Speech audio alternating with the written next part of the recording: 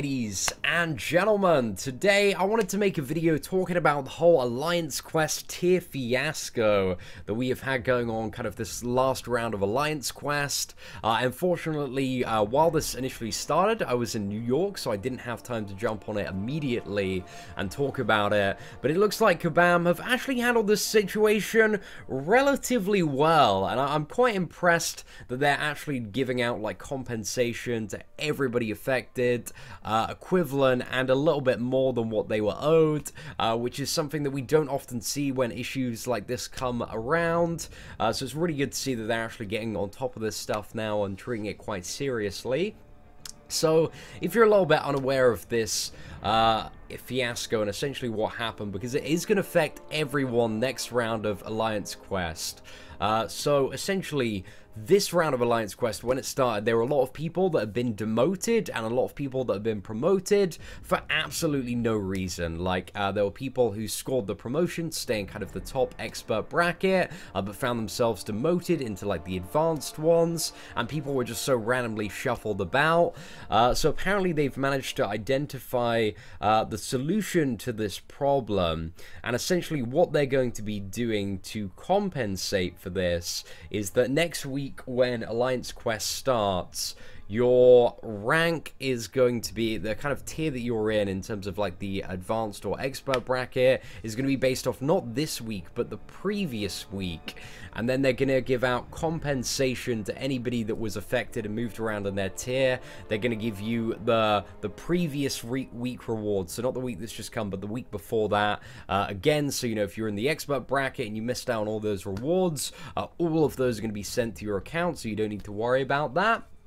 And because the rank is being taken off the previous week, they understand that there are some people who, you know, would have scored the promotion this week but are going to get demoted instead, because again it's based off the previous week. So to compensate for that, they have added like additional rewards just for next week into the top 700 alliances in advanced, and also the top 1,700 alliances in normal. So if you can score in that bracket and get the promotion again, then you are going to essentially receive the rewards that you most likely would have received if you were in the kind of above bracket as well. So yeah, some interesting stuff there. I think in terms of all the rewards, because there are so many different scenarios and alliances, I believe this compensation covers the majority of scenarios. I think there might be some scenarios where it isn't exactly perfect, but then again, for like a colossal mess up like this, I don't think you're ever going to have the perfect compensation for absolutely everyone,